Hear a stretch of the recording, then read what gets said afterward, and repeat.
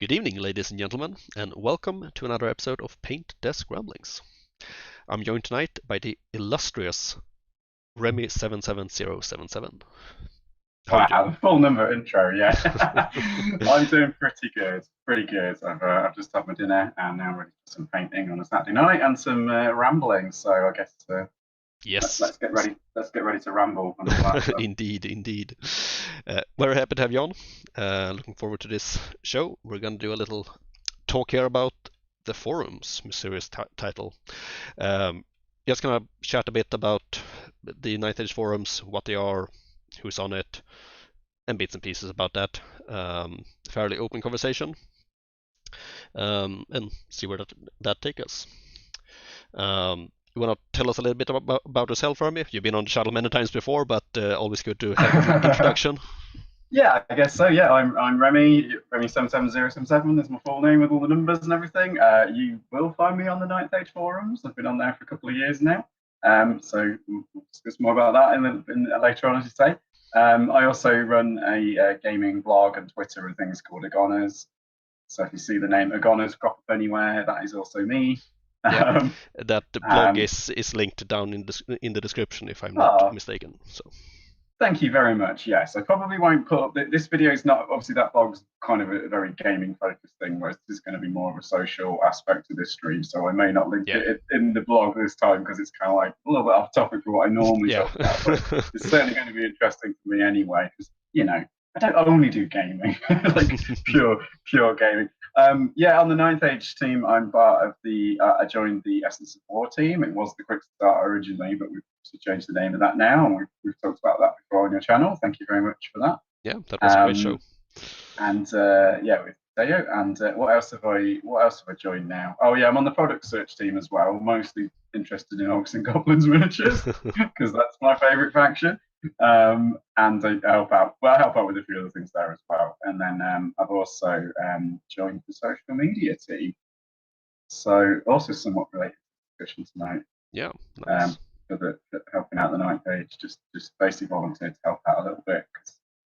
As always with lots of things in the Ninth Age, it's all about not they need more people to help out basically. So Yeah, all right, excellent. So first things first, the hobby spotlight. Are you gonna be working on anything tonight? I certainly am. I'm here. It's the paint desk. So yeah. Well, actually, speaking of Essence of War, I get. I mean, I've got threads on the forums and things as well, but I get very very excited about these patrols, right? Yeah, Because they're small, sort of 3 units in the character basically, yeah.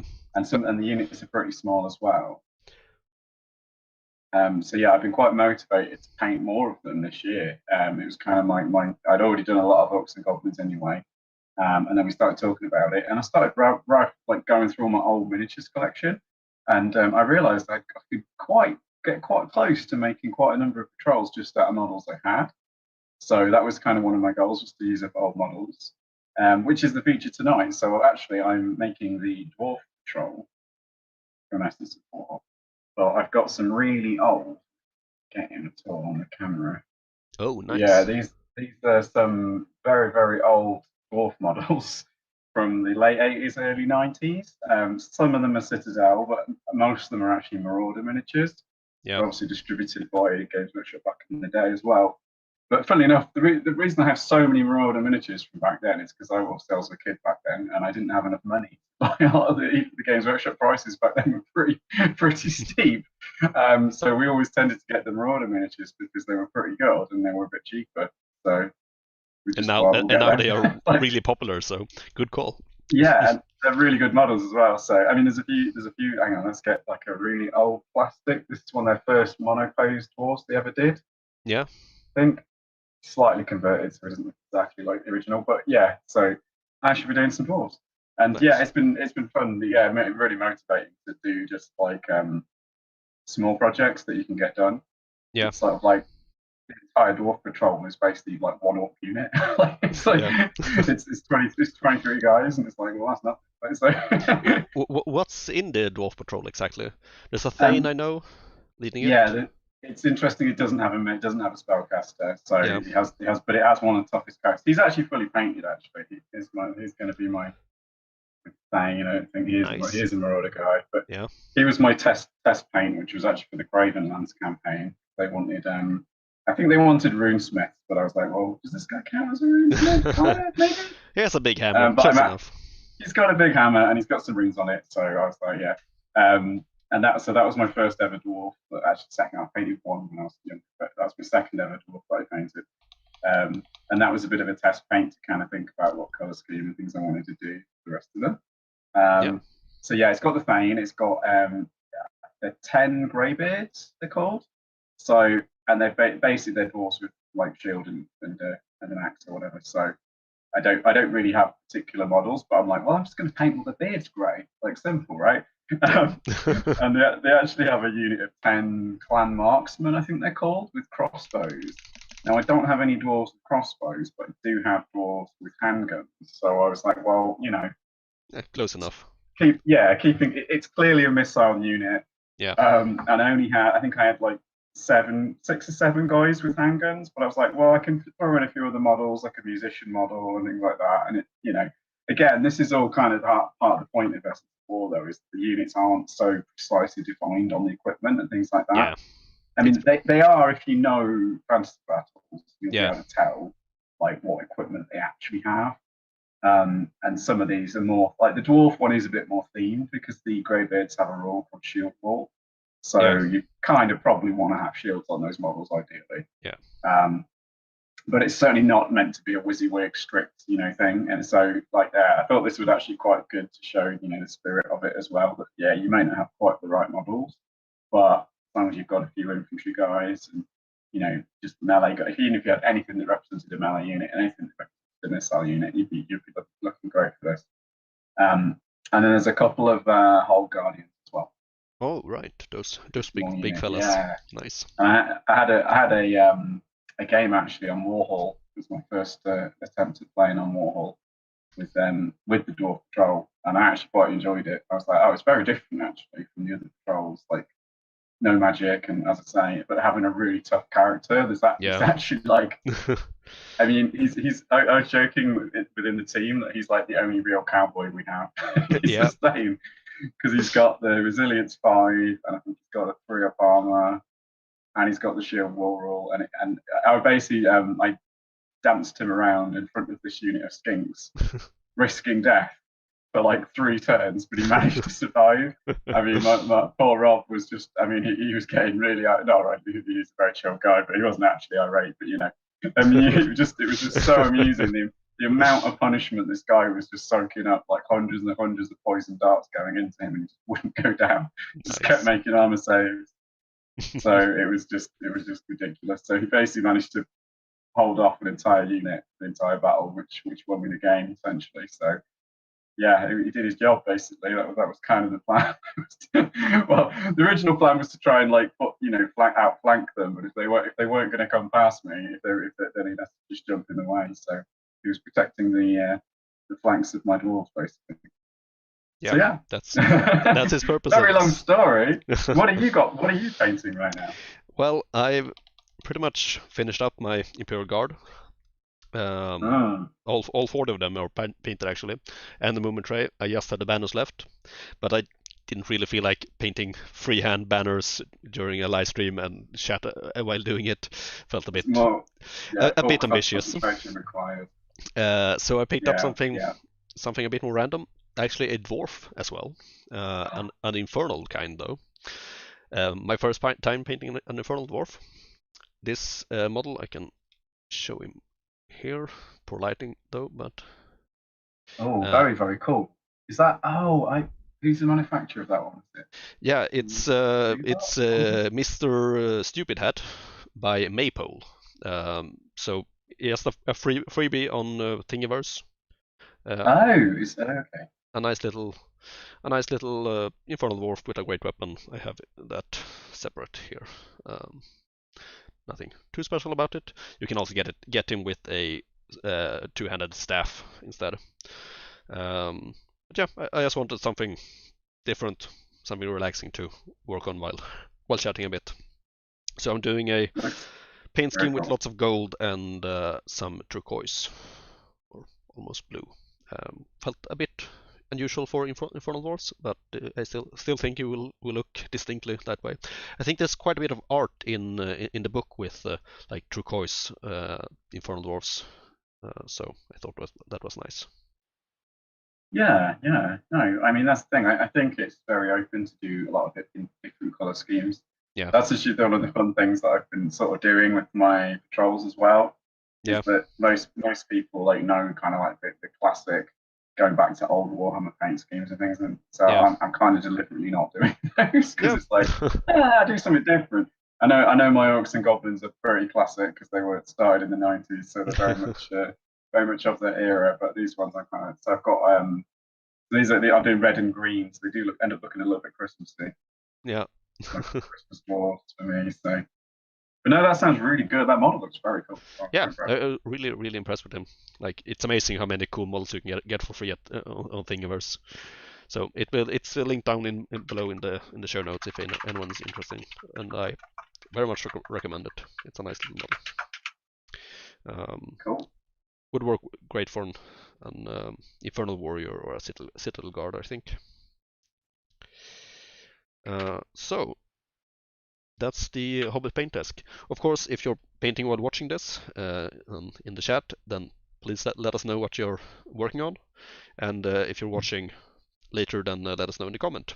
Always good to hear that people are getting some paint done. That's the goal, after all. But shall we move on to some news, perhaps? Sure thing. Yeah. I'll only have one miniature news this time. It's from Mantic. They have been doing quite a lot of stuff recently. Yeah. Yeah. Um, I picked out this one in particular, the Cave Dweller for the Northern Alliance. I think I would use it in my Vermin Swarm as like an abomination or something. I think it looks really, really neat. So I missed this one. That's crazy. Yeah. Yeah, they've been pumping out stuff. This one is linked down below, but let's have a look at some new releases under their heading. Just scroll through because they've really been doing awesome stuff. Some Elf Dracon Riders, They're, more. they they're, they're somewhat interested to the Orcs and Goblins players as well, actually, because Yeah, they're actually they're more like what Wyverns actually when you look at them play yeah. today. I Like think a lot of dragons these days. they're pretty small, but like if you want to do a Wyvern themed army, I guess you could like use them as cave gnashers. Actually, You they, could, they yeah. they fly after all, so True, true. That's great. I mean, yeah. I suppose for the base size, you could keep the larger cave meshes for the yeah, characters. Yeah, but yeah, again, it's actually interesting because a lot of the Wyvern models these days, if you really want to be strict on get it on the base size for the 50 mil base size, is yeah, actually a problem with a lot of the larger Wyvern models. I mean, they're much nicer models, and I would recommend you get a nicer model, really. yeah. But if you really want to be strict and get it on that base size, these will definitely help you. Yeah, So you could you, probably you, you mount. do you do have the big wing upgrade though to compensate those really big ones. It's not a good upgrade, but at least you can use those cooler models, which is the Yeah, purpose, I guess.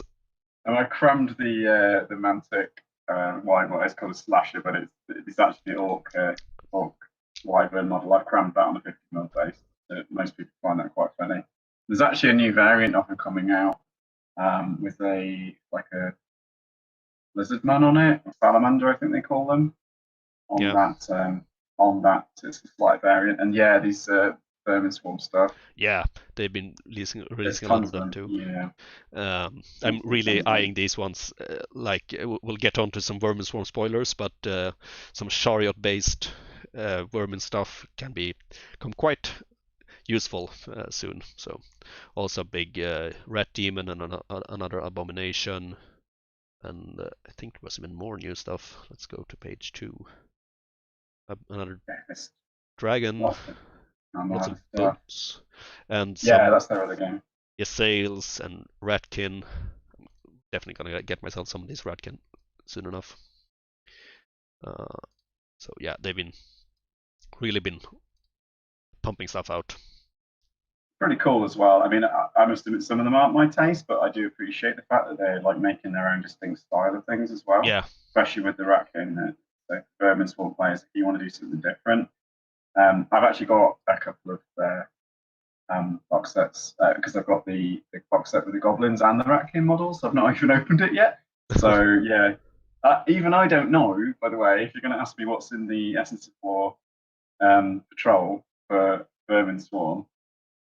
It's still not been released yet, and I don't know what's in it either. So I'm kind of waiting to see. Yeah, that's exciting. Yeah. All right. That's pretty much all I have for miniature news. So let's go back to normal screen and stop presenting. But there's some other news as well. So some YouTube news actually.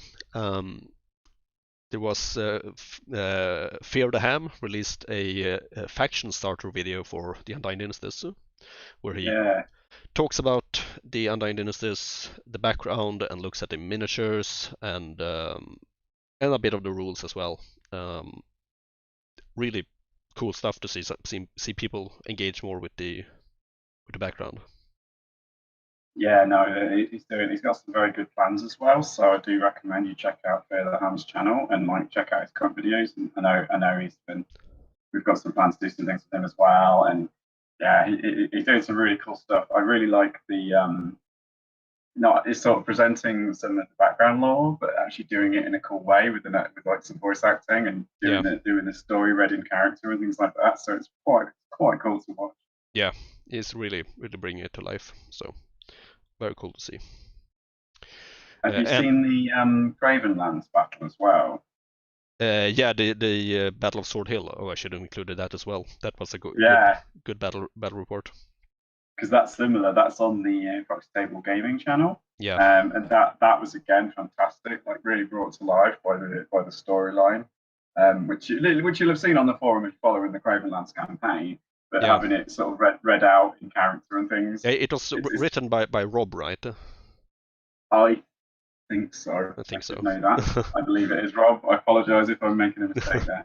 Yeah, it's really amazing to see how the collaborations go back and forth between different people and like everyone is in on it. It's so cool to see, really.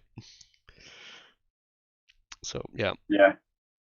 Yeah, I know. This is Rob of RH World Building, of course. He wants to see paper miniatures and stuff. He's a multi-talented chap. He can do the writing as well. So, and then it was Mick Dick Doctor in the voice acting on that one. Yeah. And I believe on I think it's Galadis doing the voice acting on Fear the Ham.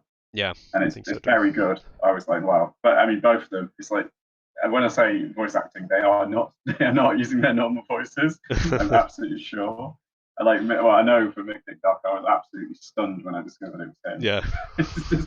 There's no hint of Scottish accent there. Yeah, he's really good with accents, I noticed. He is, yeah. I mean, he's more like multilingual as well, so he's very, very good. Yeah. All right. Another bit of YouTube news is from another bit from Proxy Table Gaming, actually. The Goblin Grotto released a April roundup of hobby roundup. So he goes through Instagram and the Night Age forums and looks at the coolest models that he's found on there and just showcases them and talks about them with some friends. Highlights it, really just promotes the hobby in general, which I think is great to see. Yeah, it's a really fun video. I enjoyed that one as well. And, certainly, I'm going to say, yeah, I'm not on Instagram, so they have a contest, and it's like, well, I can't enter because I follow you on Instagram and I don't have it. It's like, I have an account, but I don't use it, and I certainly don't want to start following. Yeah, I'm in the same boat, but it's nice to see. Since I don't have Instagram, I don't see these things normally, but they bring it to attention, which is cool to see because there's some really beautiful stuff there. Even like I didn't know that there were like such dedicated painters out there for the 9th Age specifically. on Right. on Instagram, but there really are who don't make an appearance on the forums, which is perhaps something that we'll touch upon on the later discussion. True. Yeah, yeah. No. Again, I would have missed them. I mean, he does give some highlights from the forums as well. Yeah. Yeah, it's definitely if you want to see some very, very high end, like top end painting skills, that's like the place to go. Is they're just yeah, he certainly picks out some absolute insane stuff. Yeah, indeed. All right. Some news from the Ninth Age itself then. The Giant supplement was updated recently. Pretty straightforward stuff. They implemented the some rules from the new Infernal Dwarves and the new Dread Elves into their Giants. So just to keep them updated, really. But it's nice to see them doing that. No secret, I'm a big fan of the Giant supplement. Yep. Also, we have some Vermisworn spoilers, or a bunch of them actually. Like there's been one for the Sacred Platform, like a big bell or a big plague thing, I guess. One for the Doomspark device and the Dreadmill, two chariot units that roam around the battlefield. And the Vermin Artillery, the Mouse Cannon, which is a great little pun. And the Stygian Earthbreaker, a tunneling device, really big one, which is very much a new concept for the army. Have you seen these at all? I've been like peeking at them briefly, but I know very little about Vermin Swarm. So you could show me the old stuff and it would be new to me. I'm like, well, I don't know what this is. So yeah, so it's all news to me, basically. Yeah, I've been quite impressed with how far they've taken like the randomness aspect and the wacky aspect. There's a lot of D6 rolls for like strength of the lightning attacks and D6 wounds on the mouse cannon. So yeah, they've really been pushing it with them. I think that's cool. And like the whole concept with the tunneling and they have some it showed some pretty advanced rules for tunneling, and you get the idea that there might be quite a big aspect of the army doing that, which seems interesting. So yeah, I'm excited for the coming book, that's for sure. Excellent. Yeah. All right. And the last bit of news I have is that they mentioned the Monosyn supplement that's coming up. It's getting closer, I guess. And they talked through some of the challenges with designing it and some of the aspects of the army that it will have. Apparently, it will be the most rock paper scissor army book in the game, even more so than the demons themselves. Yeah. So that's going to be interesting to see. Yeah, I mean, it's always a question of how far they push things like that and how far they want to go. I saw one of the design ideas about having sort of like battle wide special rules that affected the entire battlefield, as it were. Yeah. I don't know if you saw those as well. Yeah, those were neat. Yeah, again, that could work, but again, could like affect the game. maybe have some negative experiences at times. I don't know, but yeah, it's still some interesting stuff, and obviously it's still at the design stage. And these are supplement books. Obviously, there's a lot of how far do you try and tune them for tournament players or not? I know that's always a discussion that's had as well. Yeah. So yeah, it's like they say that they're not. I think they changed the wording on the documents to make them more acceptable, but it's still they're not intended for tournament play really. But at least in Sweden they are quite commonly allowed. But I guess if they go too far into wacky, crazy design, then maybe that will backfire and tournaments won't allow them anymore. So could be something to consider. But yeah, I like them when they do go outside of the box and do something insane. I probably want to see it. Hopefully, it's still playable. I mean, I think in most of them, they're generally seen as maybe not quite as powerful as the sort of proper armies, as it were, like the host armies that they come from. So therefore, it's generally okay because it's like, well, Yeah, you know, I think they maybe try to like balance towards the lower end with them to make them more acceptable. Getting beaten by a weird OP army feels a lot worse than like beating a weird army. yeah. I think that's a good. I mean, I guess obviously, I mean, it's always a thing of like, well, obviously we want to aim at balance, right? But you Yeah, know, if you're going to have to err on the side of caution, yeah, particularly with a supplement book, that makes a lot of sense to me. yeah. So yeah, And I think they've done that so far, so it makes sense. yeah, good stuff. All But right. no, I'm quite interested in the one I said actually. That one I might go into. Yeah, like I've been thinking about that one. I mentioned it a little briefly on the last episode we did about sub factions, and it is interesting. I've always been curious about the demons. I've started a cultist warband after all, and doing a like small monoscene army that seems interesting to me. So yeah, Yeah, I and mean, then again, easy to expand upon into a full army later. Then well, that's the again. Yeah, I'm gonna keep selling you on it. No, during the patrols actually, it's kind of fun because some of them I definitely don't intend to expand, but yeah, some I'm considering that I might. So, for example, like Empire Star, that's definitely an army I've always enjoyed and always been interested in. And actually, I already have slightly more than I need for the patrol now painted, and I've certainly got a bunch more collected that I want to paint one day. yeah, So that's kind of like my starting point is comes from making the patrol, but then it's like, well, actually, where do I want to expand from here? And the yeah, same thing with demons and cultists. I'm like, well, actually, they look quite fun at the patrol level as well. And then again, because you're pretty free with models, I could be aiming it at at a fancy battles full army later on as well, things like that. So yeah. yeah, I think that's a really cool way to look at it. And yeah, but yeah, certainly supplements. Oh, there's the Hobgoblin supplement as well. I don't think there's been any new news about it specifically that I can recall. Yeah, they spoiled some units and stuff like that from it. Some interesting cavalry, I seem to recall.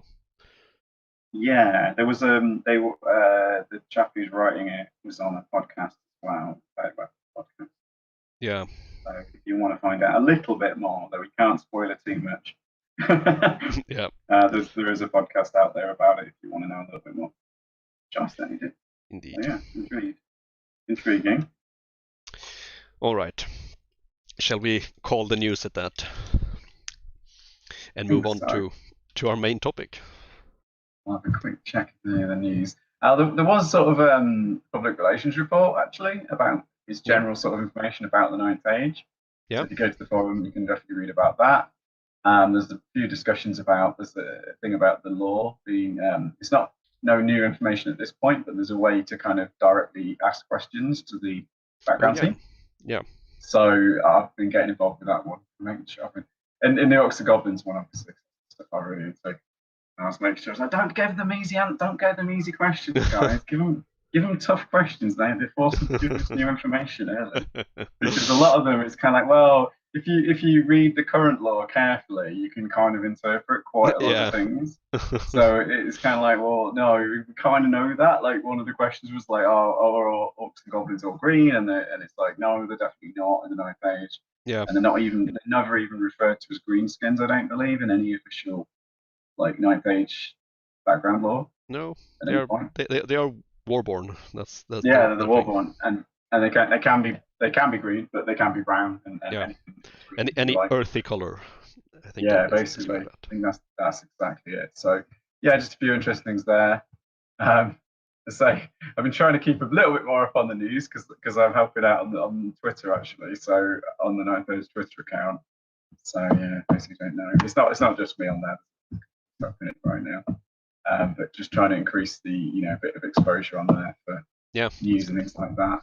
I don't think there's been anything major that we've missed there, but yeah, keeping me in touch with things. But anyway, um, yeah. So probably about it for news. Just trying to think if there's any model news that I've seen. They're all little bits and bobs. There's like things like forthcoming Kickstarters, but they're not actually out yet. Yeah, And I think you covered the major releases certainly with the Mantic stuff. yeah. It seemed like a fairly slow week for releases, or a couple of weeks. I mean, Yeah. so but Mantic's been compensating, I guess. All right. So, the forums. Where should we start? Let's start with ourselves. What do we do on the forums? Well, I post a fair bit. No, I mean, I do enjoy them, to be honest. I think so. Obviously, as you and I know, that there's obviously people who get involved with ninth age staff and like volunteer to help out and do things on the teams. And this might be a little bit going into things we're going to talk about in the future, but I think I need to make the point now because just let's just dive right into it. Yeah, so obviously I'd heard when I was before I joined any of the staff teams and things. It's like there's kind of like an internal forum and all this kind of stuff, and there is, but obviously what you should be aware of if you're not a member of 29A's staff, it is still broken down into different bits. Like it's not like you become staff and you have access to everything.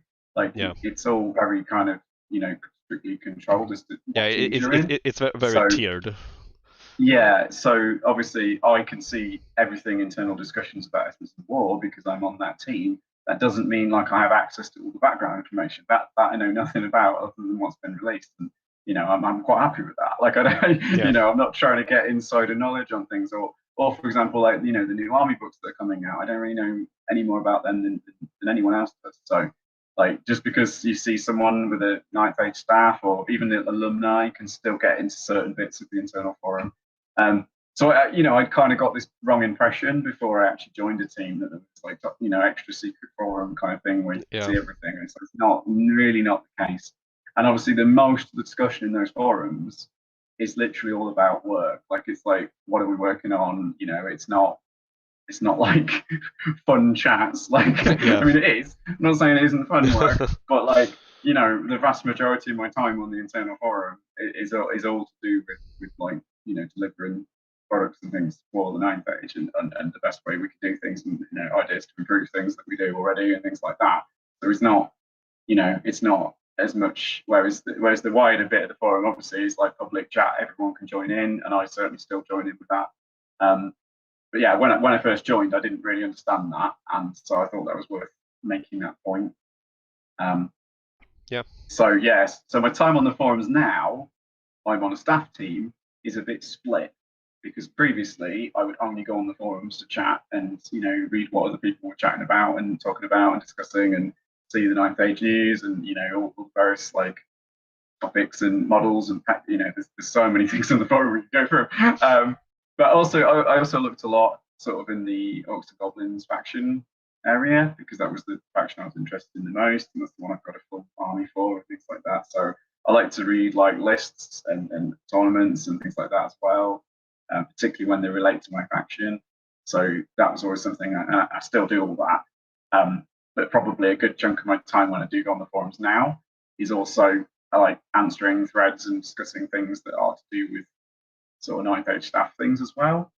So I guess my time's a bit divided now, and it is kind of different for me because one of those is purely, if anything, I wish I could separate them because on the forums you've got notifications, right, and they're really handy to see. So you get a notification, you can turn them off. You can turn them on and off by thread and by board even and things like that. You can do a lot of stuff. It's a little bit complicated and not necessarily that obvious, but once you get wise to how all those notifications work, you can do a lot of stuff with them.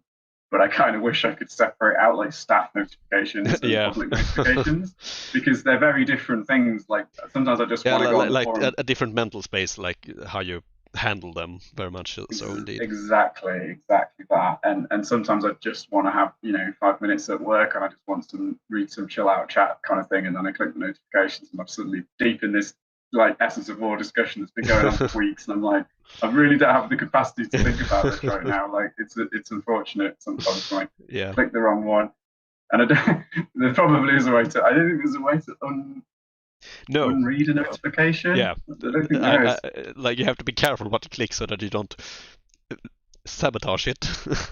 Yeah, it's similar. If you use things like Facebook and things like that, it's very similar. So I have exactly the same frustration on Facebook actually.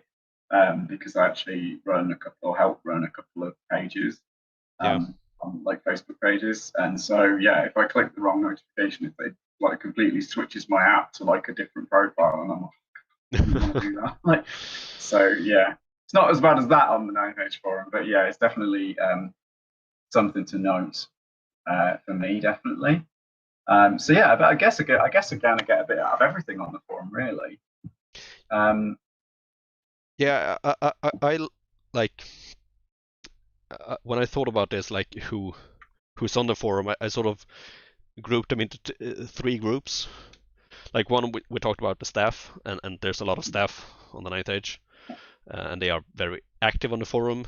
Sometimes mostly in the shadows, doing their work, but a lot of staff members are also very active on the other parts of the forum. Yeah. And then there's the gaming side of the forum, with like the general discussion thread and all of the army subforums or subsections, Yeah. where maybe the majority of people hang. And then of course there's the hobby part of the forum, where all the cool people are. And of course there's overlap between these categories. I'm a member of the staff, so of course I spend some time there, and then I'm mostly on the hobby part of the forum, but sometimes I wander off into other parts of the forums as well. So yeah, and like I know that the Ninth Age forum has a bit of a reputation of being like very win at all cost, very competitive, very in group perhaps. And I think that's mostly in the gaming side of the forum. Like it's a very particular crowd, I think, that gathers on those parts of the forum who really just enjoy discussing all the rules and maybe complaining a little bit at least, um, which is like natural. It's it's part of the Ninth Age. It is a community driven project. So, and you are encouraged to voice your opinions on things. Maybe sometimes people do it a bit too much, but I think it's mostly a problem with people like seeing it as a right they have, and a right they expect to get treated a certain way, like they have figured everything out, and that part is mostly seen on the rules section. Right, right. I guess so. I mean, I guess I've never really had a big problem with any of that side of things. I certainly find the rules side of things fascinating as well. And I mean, I'm not so much involved. I mean, there's the tournaments organizing side as well. Like you'll often Yeah, find that threats has and things. been quite inactive lately, though, I think. But I guess Yeah. there are some UB tournaments and things like that. So Yeah, shouldn't. no, I think there's still a fair bit going on. But Yeah, like New Zealand has been having tournaments. right. Yeah, and there's country bits. I mean, the forums are quite.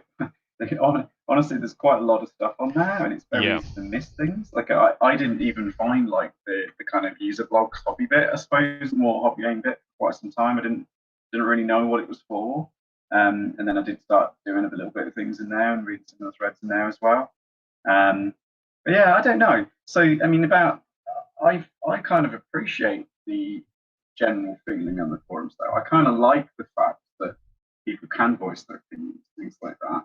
yeah, Um, and I mean, yeah, there's difficulty with that one, as you say. Like there's that kind of obviously there are people that have been around Ninth Age for a long time, things like that, and maybe they've got some sort of entitlement sense and all that kind of thing. yeah, And you definitely get some very argumentative and very negative people on there, just like you would anywhere on the internet, really. But I still think that side of things is really valuable. The fact there's somewhere that you can go and talk about Ninth Age, and you can essentially get involved with people that are also, writing it and being. yeah. I mean, Like one of the most amazing parts of the forum really is the rules clarification section, where you can Yeah. ask rules question, because any time of day you ask a question, and like within an hour, a staff member will have like given you a definitive answer, and on that question, like, and that's really special, I think, like in a community, to have that luxury. Yeah, it's interesting because I mean, you see people ask questions as well. So I mean, when it comes to the forums as well, like I kind of think about all the different social media spaces that you can be in, and the 9th Age is in all of them to some extent, right? So as you say, there's Instagram, and there's people doing, and obviously that's mostly going to be the hobby side of things for the Yeah, painting and posting pictures. But you've got Facebook groups, you've got Facebook pages, you've got Twitter, which now I'm helping out with, as I say. And you've got the various Discord servers. I'm trying to think of anything else. There's probably, and I mean, obviously communities on YouTube, communities yeah, on podcasting. You got, everywhere. Like, but the forum is, I guess, the original place that sort yeah, of it all kicked off. If you know what yeah. I And mean? it like I said, I was so surprised about all the Instagram things, and that's like, to me, the forum is the hub. And I thought Yeah. I No. thought that everyone was on the forum, or like, I didn't think that, but it's sort of ingrained in me to think that everyone who is like active on the internet, at least, is also active on the Right. forums, because that's the place to start. I would think, but obviously for a lot of people it isn't.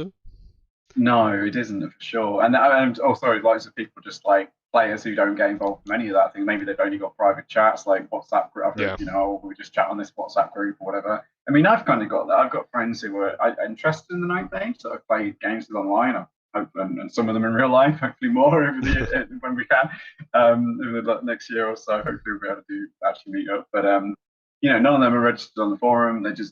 Basically, I'm their filter for like anything that's going on. I'm like, oh, something I think will interest them, I'll just post it in there. yeah. Um, I think it's but fairly common. Like each group has one or two people who are active on the forum, and then like they act as mediators for information and stuff. yeah, totally. But yeah, like asking the rules question, like I'm always find it it's kind of a shame when people ask that in other places. So I mean, I was only happened once on Twitter in the last few months when I've been involved with it, but it wasn't even a rules thing; it was more of a review question, and I was like, yeah, that I'm not really the right person to do this though. Sorry, like I refer you to someone else who can actually do this properly. Yeah, Um, so yeah, well, then, again with the rules, it's like people go on the Discord channel and things and ask rules questions, and I'm like, obviously people will try and answer them, yeah, but the speed is like the forum is the best place to go for that for sure. yeah, Like you'll get stuff answered so much more quickly and so much more in depth on there. Um, and that's one of the, as I say, I always felt when I was looking around different game systems, the fact that the 9th Age had a forum like this that was very open, anyone could register and discuss things. I thought that was really good. Um, yeah. It's a bit and I know you, old-fashioned, though, it really. is a bit old-fashioned, but if you compare to other ways of doing it, like I still think when you look at like various ways of communicating on the internet, that these kinds of discussions where you want to have the ability to say things quite in depth, Yeah, and obviously link other information from other sources. Like if you're painting, you've got the ability to put photos in. I mean, you've got that on things like Facebook, but it's not. Maybe you have to then upload your photos to Facebook, which you might not want to do. And you like, on the forum, you can link it from anywhere yeah, that you want to upload. I mean, you can upload. There is a gallery section on the forums themselves where you can use that as well. I've started to get into that, particularly for like the models gallery side of things, just to like because I've used it the other way. I've been the consumer, as it were, coming in going, well, what models could have people painted for this unit? What do they look like? Give me some ideas. And now I'm like, now I've done the unit, so now I want to give back. Like, yeah. well, here's an example of a unit. So and I always make a point of saying who the manufacturer is as well, because some people it's like those models look great. What are they? Is always the first question. Yeah. Um, Although so I found that it's a bit like you want the interactivity, perhaps. So if you leave them hanging, then you get some more yeah, buzz around the images. But I mean, it's 9-inch form. It's not that big a deal, I guess. yeah, but as you say, I do think though, like you say, it is a small percentage of the overall community that's Yeah. on there. Like you say, for every one person on the forum, there's probably like 10 or so other people Yeah. who might have accounts but aren't active or don't even have accounts, don't go on there at all. Yeah. So it is interesting. But as I say, coming to it as an outsider, when I first discovered the forums and things, I was instantly like, "Well, this is interesting because I don't have to troll. Like I can search. I can the way it's sectioned out is nice. So if I want to just read about, painting blogs and things like that, I could just read that. Whereas if you on a like a Facebook group, it's kind of just like fire hose information. It's like here's everything, and you've Yeah. got no way of filtering or finding it. And if something was talked about, I know this happens in some other games. I can mention Kings of War. Like they now have a forum. Some fans did eventually set up a forum, but when I discovered that game, there was no official forum whatsoever. There was no central place for people discussing it, and the only real place where discussions were taking place was on Facebook. But it was absolutely mind numbing because you get the same conversation happening over and over and over and over again because of the way Facebook works. Yeah, Like it's you can't, everything new at the top. Like, yeah. So anyone new thinks, oh, what about this unit? How does this role work? And you just get the same question asked like hundreds of times, and it's like this is ridiculous. Like why? Why? This is a terrible way of doing this. Like Facebook's great for some things. Don't get me wrong, and I do think, like you say, the fact that it's a certain percentage of people who are on there means if you're like I know certain companies and things. Obviously, we've got some nine-page supporting companies, and that some of those are on the forums as well. And it is a great place for them to sort of advertise their things, as it were. But I do think, especially if you're doing it as a promotional thing, um, even for maybe your YouTube channel, like if you really want to promote something, like you probably don't just want to use the forums, right? That would be where I think it does become a bit limited. yeah. Um, you'll certainly get that like hardcore 9-page interested audience on there, which is great. But if you want to expand it, like I wouldn't rely on the forums for Yeah. like the Like, promotional side of things by itself. I wouldn't pick up on it on other places, but there's certainly people who are the opposite of me. So like every platform is important, I guess, for those kinds of promotions. Yeah, no, totally. I mean, obviously, people do what they enjoy and things like that. Like I don't generally, I kind of like a very passive user of Facebook. Like I'll comment and like on things, but I can't generally be bothered to actually post things. But things I just happen to see is like great. Whereas like Twitter, I get quite engaged with it again because I can quite more easily filter the information in a way that I enjoy. Um, but yeah, I mean, but as I say, I think I know you're saying like there's definitely a downside. There is that kind of uh, like you do get arguments, you get critical discussion, things like that. But also as an outsider, that attracted me in a way because it was like, well, here's a game system that people are kind of openly discussing in this manner, Yeah. and that's okay. Like Yeah. it's like the fact that Ninth Age can stand up to this kind of criticism, right, and still do well and is still going and things like that. It's like, well, Yeah. this just kind of proves that it's got some resilience. You know what I mean? Like, Yeah. so I That's was true. always kind of fascinated by that, and it is, to be honest, as well. It's kind of like, well, for me, if I'm looking at game systems, I don't believe any sort of gaming system out there is like a perfect system that is No. great for everybody. Like it's all about taste and things like that, and there's always some downsides in every single gaming system. So being able to see that as well, like the things, obviously you've got to decide who you agree with and things like that. It's always going to be an individual opinion, but being able to see those discussions in the open and see what people perhaps don't like and what they do criticize gives you valuable information about the game overall.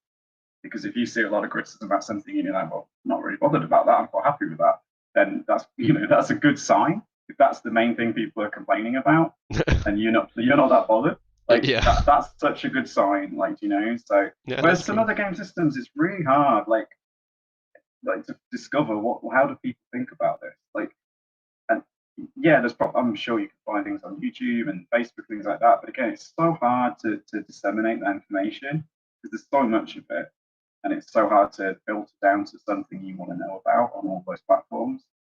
Um, like, say I want to find out what do people think about 40k. Like, I don't have a clue like where to start. Like, I mean, I'd probably try and find some YouTuber or something, I guess, but then I'd have to watch hours and hours of it. It's like, whereas if there was a central Warhammer 40,000 forum, I'd probably get a good feel of like what was the general feel of the community, right? Much more quickly and easily. So basically, what I'm saying is, there's a lot of ways to communicate on the internet, but I actually think that this forum is still very valuable.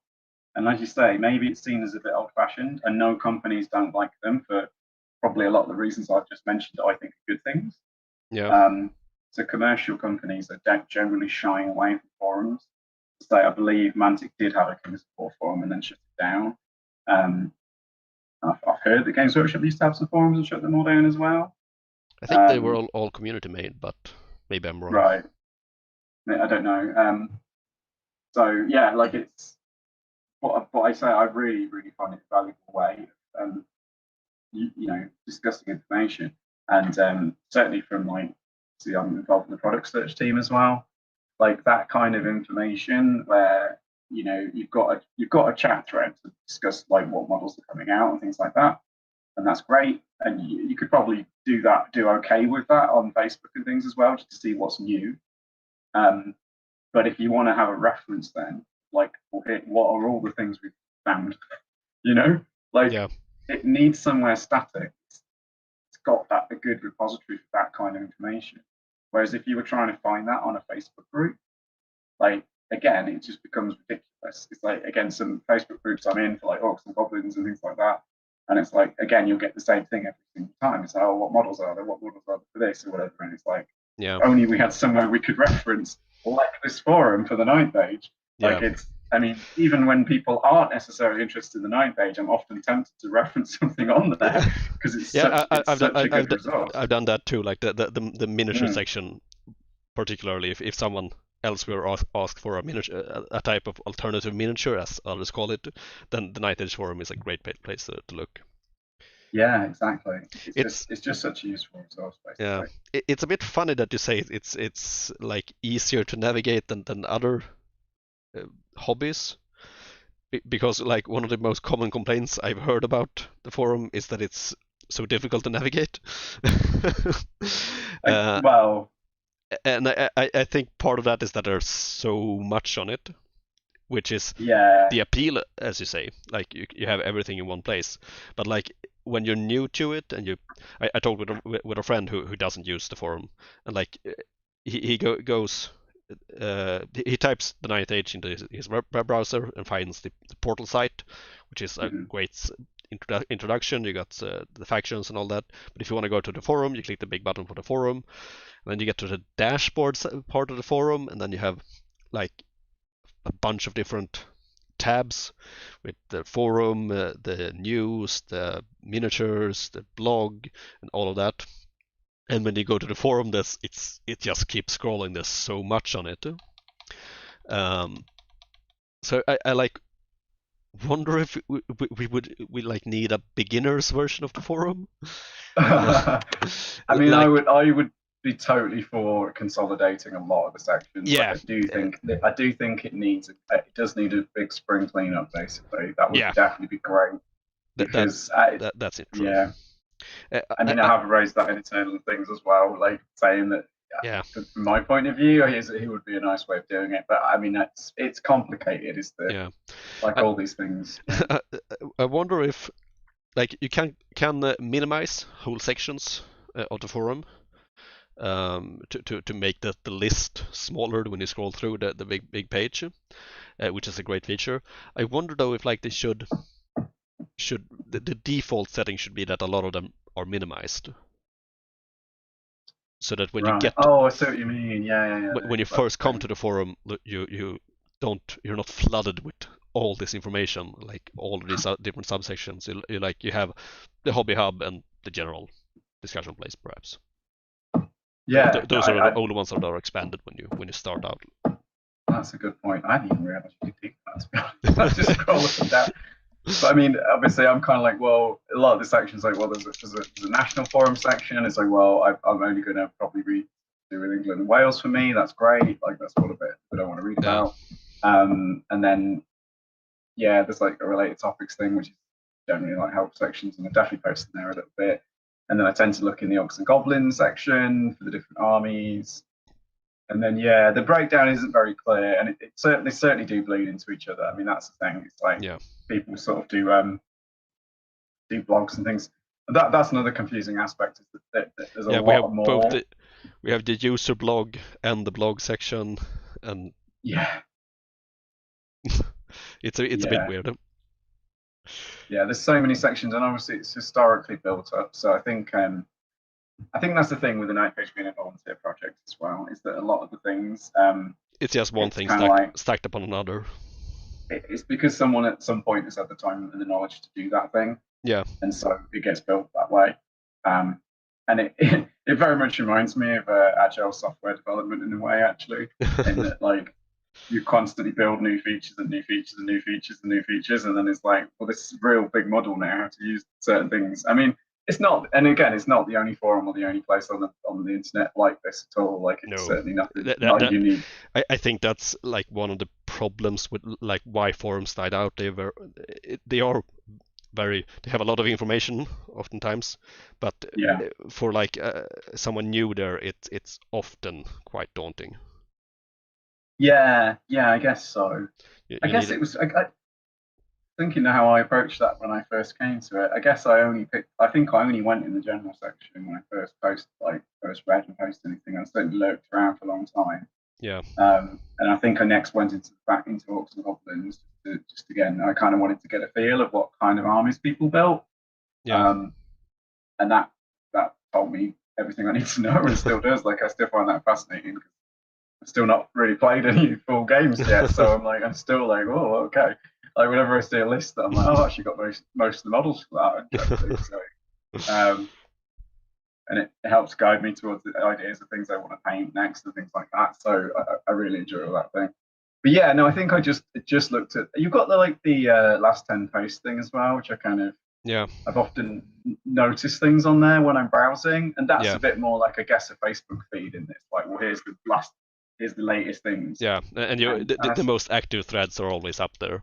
And if you see a thread keep popping in there a few days, you're like, oh, I wonder what that's about, and have a read of it. Yeah. Oh, okay, I'm clearly not interested in this. But yeah, I mean, that's thing. And also, I think what a lot of people don't realize is if you are interested in the thread and you do want to read, you just want to get a notification when people post in it, you can turn on notifications on a thread without commenting in it. Yeah. It's a really tricky little link on one of these tiny little buttons on the forum, but you can do it. Demo now. Yeah, I'll do a little demo. That's a good idea. Let's see if we can. No, the Night page won't actually load. On the Twitter account for Night Page, I did a screenshot. Like, here's where you click if you're interested in this sort of thing. For some particular topic, I can't remember what it was. So here's the forum. Here you can minimize and expand sections. Really useful. Now people can see the hidden section a bit. I think maybe I'm gonna get sued for that. I can't see what you're doing, by the way, on screen. Sorry, I'm not bothering to. It's in the live stream. I'm not bothering to share it. Let's just go to a random thread here. Underdog Brawl tournament, and up here we have this sneaky little button, manage subscriptions, and you can click to watch the thread and notify me of new posts, but I don't want to do that for this thread. So, and then hit save. Yeah. So that's how you manage your subscriptions. Yeah, if you want. So again, and you'll automatically subscribe to a thread if you do comment in it. Yes. You don't have to. If you just want to lurk around and read things that you're interested in, and again, you can turn them off if you decide, well, I'm just getting spammed with notifications. I'm not really interested anymore. Yeah. You can turn them off. If you start a thread and it starts to get too hot, and you can just turn off the notifications and let people rage on in that thread all they want. Yeah, I mean, I get some that are sometimes very active. I know there's a thread I started like years ago that still keeps going, and it was sort of a suggestions thread. Because again, I've been involved. I think again, it came out of the Orcs and Goblins faction forum, where people were often discussing, here's maybe some rules we could improve, or some balance things we could improve. Changes to the army book, things like that.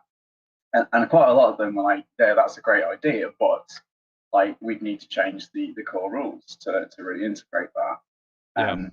and obviously right now we've got 2.0 gold. It's rules free, so the core rules for Ninth Age certainly. I know they do like subtle like fixes, as it were, but they're Yeah, not going to change the actual they've rules. implemented the errata, but that's about Yeah, as far as they'll go. no, essentially for all it's like it's so you can print it out and know that that's like not going to change basically. Yeah, Um, so a lot of these kind of discussions were getting left hanging on a kind of, well, that's a great idea, but and I kind of got frustrated seeing things get lost. And I was like, yeah, no one's ever going to find that again. Some of them I was like, that was a really good idea. Like, well, that should be considered by whoever's doing a new version one day, if it ever, hopefully it will happen one day. Maybe it won't, but even so, I just went, oh, I'll start a thread. Like, here's some suggestions for a potential version 3 or 2.1 or whatever it happens to be. And just started collecting things. It wasn't meant to be a discussion thread, really. It was just a collection of things from other threads that had yeah. ended up in that situation. And that thread's still like going like years later. So I always get noted whenever someone has some great ideas. It's like, but that's great. I find most of them interesting to read. Like Yeah, some of them obviously I agree with, some of them I completely disagree with. I think that's one of the things to be aware of the Ninth Page as well. I know there's some very good posters on there. Dan T, who I'm sure you're familiar with, often fancy quoting yeah, him on this one. Because he's very knowledgeable. He's been around a lot longer than people like me, for example. Yeah, but his makes the point that there's very few things in the Ninth Age sort of rules where it's like an absolute clear cut. This is right. This is wrong. Like yeah, it's always a matter of taste and a matter of like priority and a matter of perspective on these things. So you will see heated arguments about things, but you do have to sort of step back and go, well, there's definitely two sides. Like I'm often quite keen on one way of doing things, but I can totally appreciate that my way isn't necessarily right a lot of the time. Or often it comes down to what do people in the community want as well. And I'm just one person. I'll say my piece, but I'm not. I can't imagine to try and speak for the whole community on these things.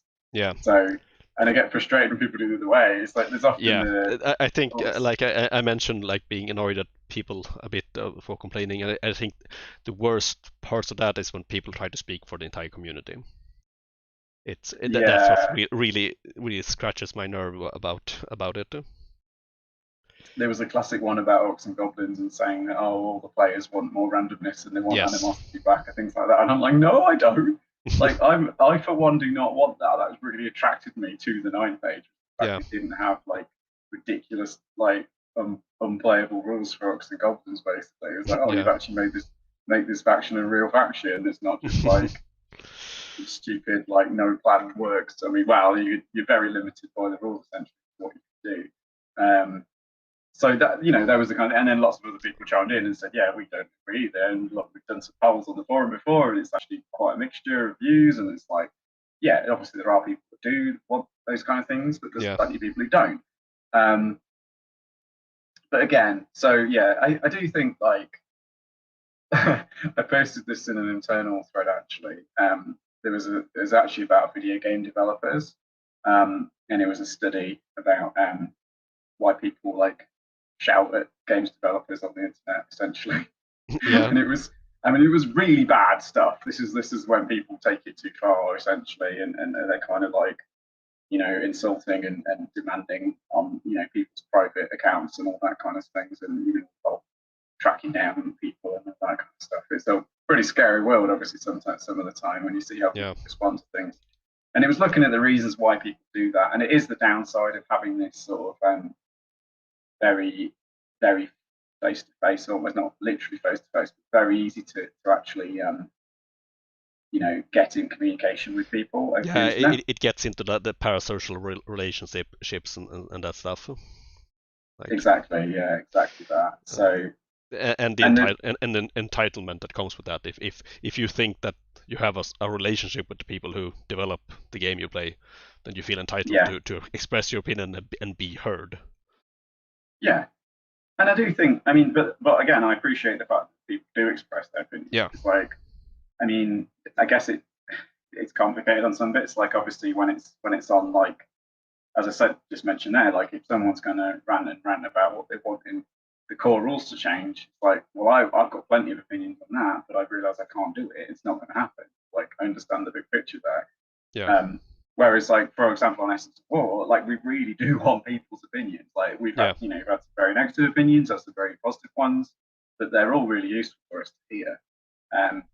So yeah, like, it depends on what you're discussing, I guess, how well received it can be.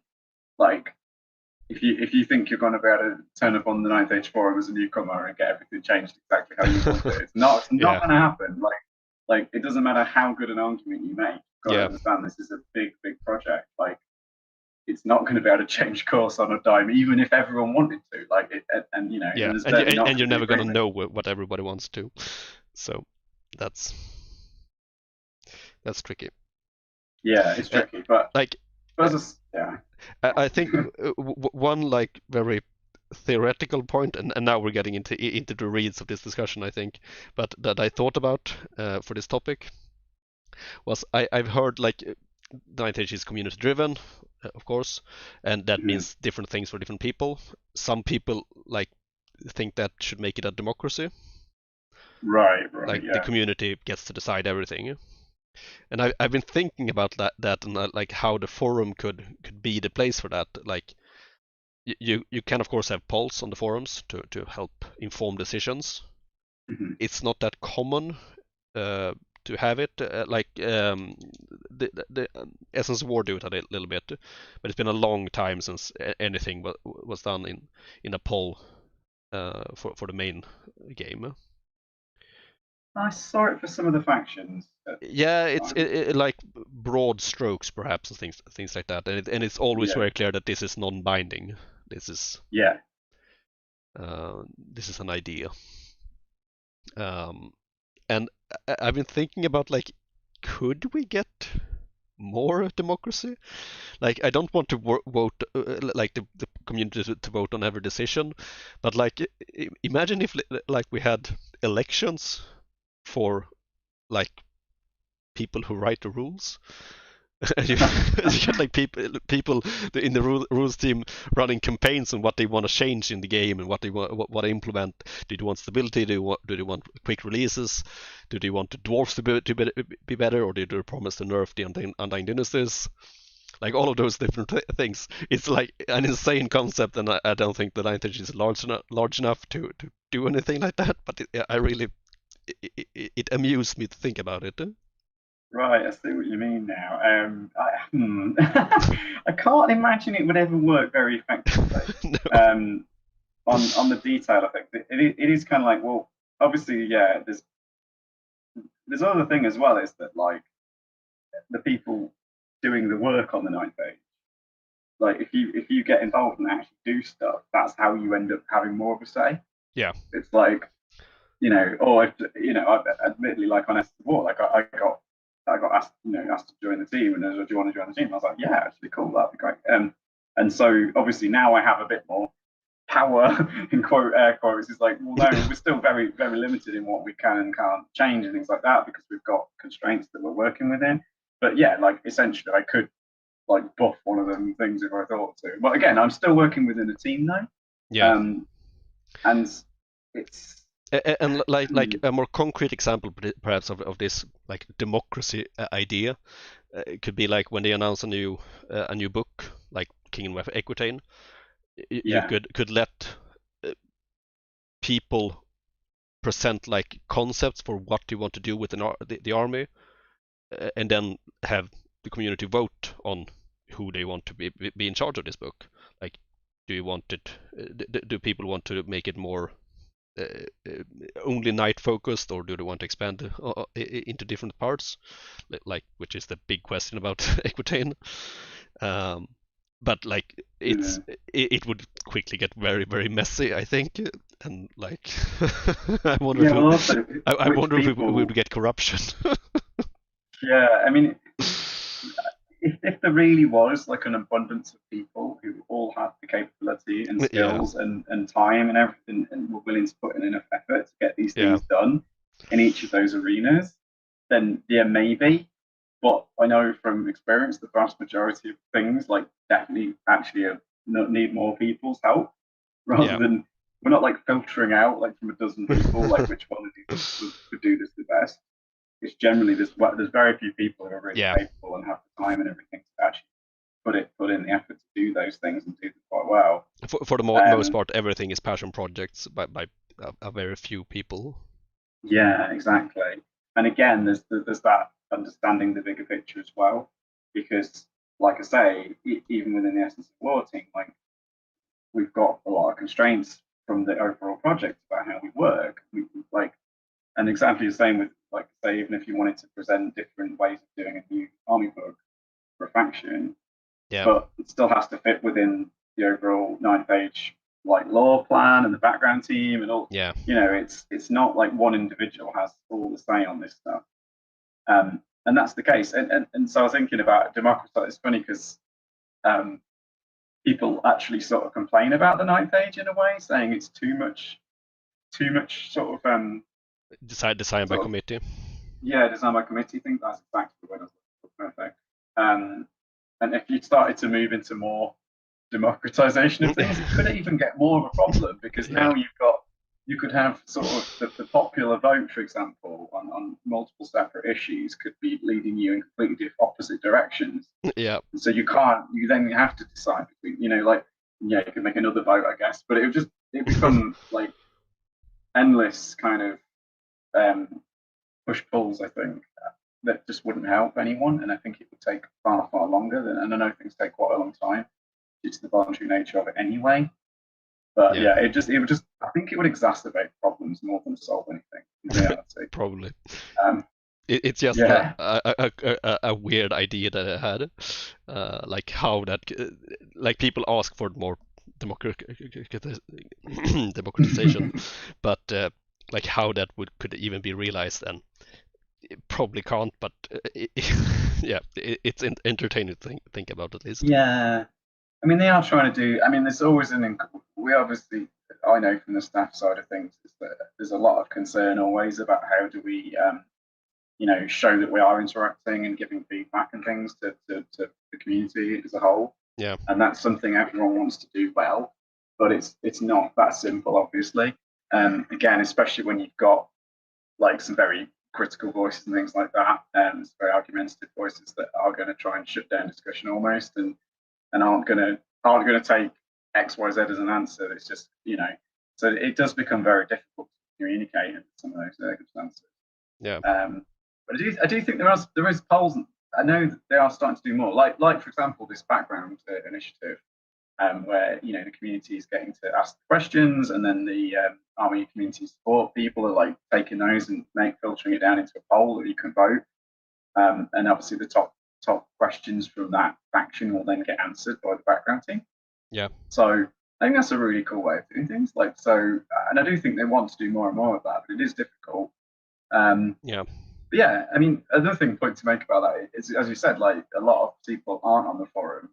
So if you are like interested in 9th-Age, I'd actually encourage you to get on because even if you just lurk and read things, like that's always kind of like what I do for a while on any new forum like that.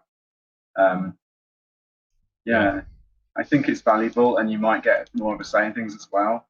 And ask questions as well. Like I know it is confusing, like you're saying, for newcomers. But there is like the newcomer section. Like I'm subscribed to loads of the threads in there. That section should be higher up in the list. Yeah, like one of the things. and it should, and if I was going to clean up a section, that would be where it starts because it's unfortunately quite muddled. And the pin thread thing this is another problem with forums I've noticed. And again, not 9th-Age forum is no difference at all. Yeah, is that you tend to get pinned threads. And the idea is to sort of prioritize those threads and like highlight them. Yeah, but the trouble is, no one goes around and actually sorts out the unpinning threads. Yeah, and it just becomes a big chunk at the top of it. Is that people just ignore because those are no longer relevant. Yeah, when you see like pinned threads and the last post in them is like 2016 and things like that, it's kind of like, well, is that actually relevant information anymore? Yeah. Like, has anyone come and actually cleaned this up and looked at what's relevant now, and that is a shame, unfortunately. But again, that's a big job, and I think there's only a few people that have full access to do that kind of thing. I know the forum software is also quite a jumble, so it's quite tricky. Because like sometimes I'm like, well, if you could give me the rights to do this little bit here, I'd be happy to do it. But the problem is they can't, because it's like, oh, we've given you the rights to that, you then have access to all these other things that we don't really want, mess with. It's like, yeah, I totally appreciate that as well. It's just it's just one of these big systems that's worked for a long time. And it's more, as you say, there's all those tabs as well. It's more than just the forums itself. Yeah. You've got all these various sections of people that have got access to the user blogs, and see, I don't even know how you get access to that, for example. I still don't know. And that's really hidden. I don't think it's said anywhere. You have to, if you're a member of the community engagement team, then you can make a blog. It's as simple as that. Right. And that's another thing as well. The team. How you apply badges to the teams is a bit hidden as well. Yeah, I mean that's a bit better on the website now. There's actually a proper join the team. That's true. On the main website. But finding out who to talk to about things, again, there are pages where this information could be found, but they're often quite big, and you're just like, and also I found that translating like what the team name is to what you want to ask is not always necessarily that obvious. Yeah. So if you like, I mean, we made a big thing of like we want to be called the Essence of War team, because we want specifically to be very obvious. If someone wants to know who to ask, they can see that this person's part of that team. They're someone you can ask. You know what I mean? Yeah. Whereas some of the team names are like a bit vague. So it's like, well, who's got access to change things on the website, for example? Yeah. And like, I've pretty much figured it out now. There's a few people, but it's like trying to look through the team information page. I'm like, well, there's all these potential teams that may or may not be what I'm after. Like, they all sound like they may have that power, you know, but like clearly they don't all have it. So yeah, it's a bit, it's a little bit tricky, sure, to figure out. And yeah, I do think, ideally they would have a clean up session at some point. I know some of it has been improved over time. Yeah, but it's always going to be a work in progress. Yeah, that work is never finished. Like you always have to keep cleaning up. Yeah, but as I say, I do think the positives outweigh the negatives massively. Yeah. Overall for me, I'd much rather have a place that a central place to discuss things like this than have to deal with like just using social media, for example, like some game systems pretty much have to. Yeah. I find this personally way more inviting. Maybe that's my age. maybe it's an internet thing. Like people are used to use the internet a certain way. I don't know, but yeah, and it's not like I don't use everything else as well. It's just that I find this forum is actually a very appealing way to get involved. But again, I think plenty of other people don't, unfortunately. But if you are a bit scared and put off by it, I'd say give it a try. Like it's free. I know actually the registering bit. Some people have issues with the registering even an account though. Like I think there's been some issues in the past with like Gmail accounts and things like that, because it has to do it via an email account. Yeah. Give you initial access. But again, if you do have a problem, you can resolve it. But like if you do have a problem when you try to join, the chances that you just don't bother become quite big, I guess. Yeah, unfortunately. Yeah, totally. No, yeah. I think. I mean, I guess for me, the most. I don't know. Again, I think it's that. This is not really. This is more of a 9-page organisation thing than I guess the forums. But this is where it comes to a head. Is on the forums usually. Is that like you either get people that kind of don't really understand that like it's a volunteer thing, which again they may have not fully grasped it all. If they're very new to the 9th page, it's understandable. Like it's a very unique thing, how these rules and how the game system gets done and how everything gets done. Essentially, it's all by volunteers. Not people are kind of like, oh, why didn't you advertise here? And it's like, well, there's no advertisement budget. Like who's going to pay for it? So it's all a free community driven thing. So that's kind of different. And then when it comes to rules and things, so you get people that either don't understand, or you get people that like again want to do things and want to maybe sort of help, but they're very very like maybe single minded in the way they want to do it, and so that makes it not applicable, because you are going to have to work within a team to get things done within the ninth age. If you want to change something or do something, I mean, a lot of the things I do on the staff forum is like, it's a question of like, here's something we could maybe improve. Here's what I could do to help you, but I'd also need X, Y, Z to help me. Like I haven't got all the skills or all the knowledge or whatever or access. What can we do? You know, things like that. So, and again, it's like joining Essence of War team. It's like, yeah, it's actually, you know, a lot of work, and also we don't. It's like, well, it's not designed by committee, as I say. I mean, it kind of is, I guess, but we generally do. Like people often think that it's like, oh, there's kind of like everyone's doing their own things, but it's like, no, we disagree within the teams as well. Yeah. Like how we do things. I'm sure that's even more the case when you talk about fantasy battles and the legendary army books, things like that. I'm sure there's masses of disagreement within the teams. Yeah. So you might find, you know, not just because someone's worked on that book, they don't necessarily like, not all their how they would do it necessarily either. So yeah, again, people don't always appreciate that. I think that's the most difficult thing. When people are kind of like, oh, why don't you just do it like this? And it's like, often it's not that simple. Like, and those people are kind of especially when they're very negative about it, I find it a little bit frustrating. And often I do actually try and respond by making the point of like, well, here's something you could help with. You know, like if you care about this stuff, like get involved and try and help. But yes, it's not on you're going to get to do everything you want to do necessarily. You are going to have to do work, and you are going to have to help. that's the thing. Yeah. And often like the easiest thing is to just critique it and complain, but actually changing it and doing something positive about it is quite difficult. For sure. So yeah, basically, yeah. But this is like things where people criticize on the background or whatever. And it's like, yeah, I can certainly make some criticisms, but I also think they're doing a really, you know, some really cool stuff. And it's like, well, these people have volunteered, they put their time and effort into it, so of course they can do it how they want to do it. Right? Yeah. That just makes total sense to me. I'm like, I'm not telling you how you should do it. Like, it's your thing. You're doing that job. Yeah. Much better than I could. Like, so. Indeed.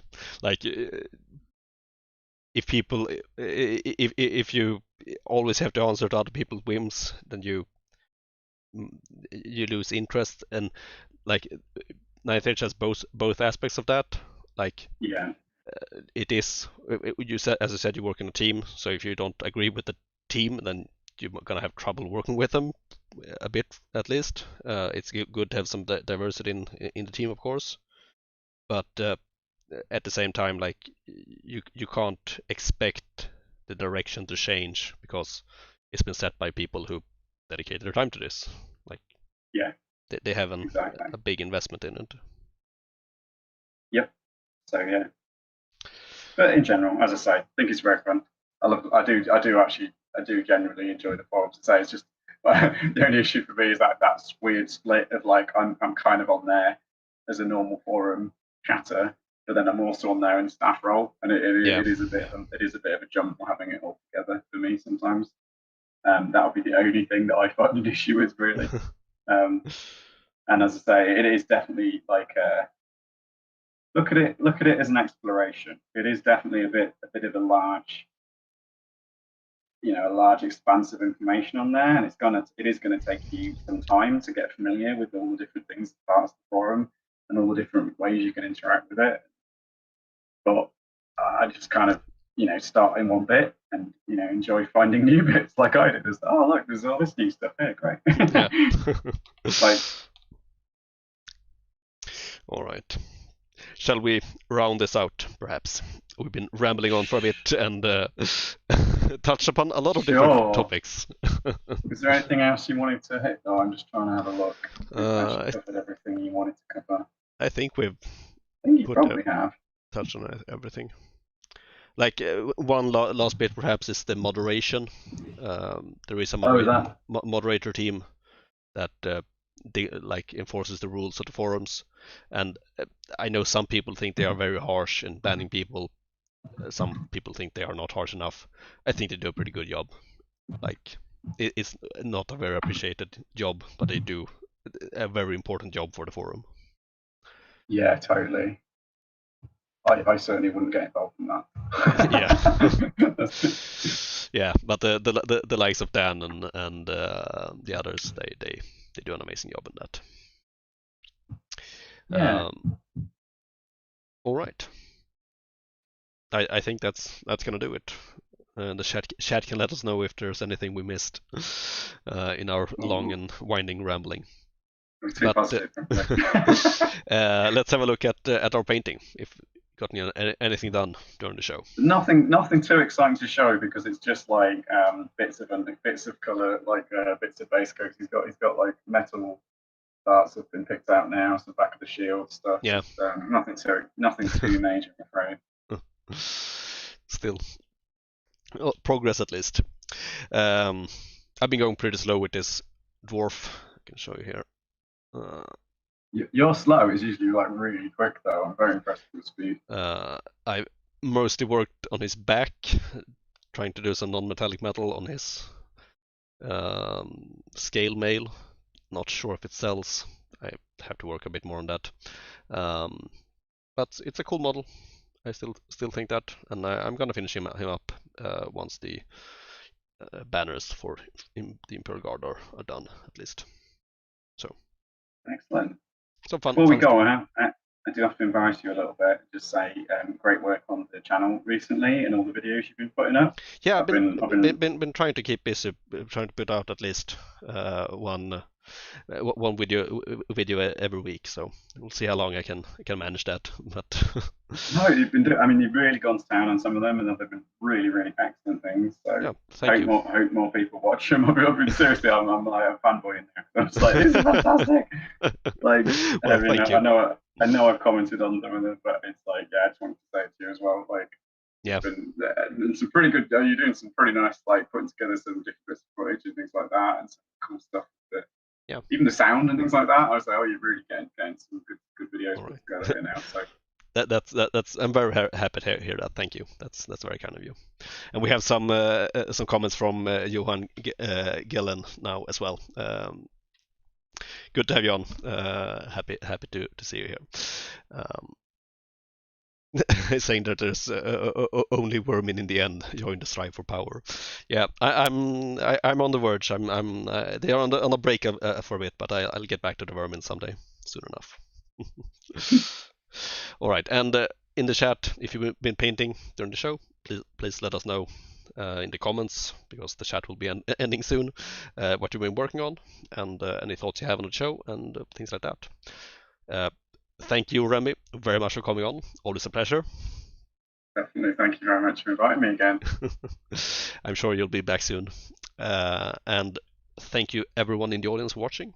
It's a pleasure to have you on here, and I'll see you on the next one. Cheers.